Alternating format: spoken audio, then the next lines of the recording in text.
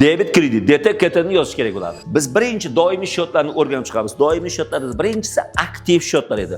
Shotimiz nomini yozadigan joyda aktiv deb yozamiz. Bo'ladimi? Buxgalteriya hisobining aktiv shotlari bu korxonaning mol-mulkini, xo'jalik mablag'larini, turlari va joylanishi, uzoq muddatli aktiv, joriy aktiv deb aytgan aktivlarni hisobga olish uchun mo'ljallangan shotlar. Aktiv shotlarda oy boshidagi saldo boshlang'ich shotning debit tarafida bo'ladi. Ko'payish debit tarafda, kamayish kreditda bo'ladi.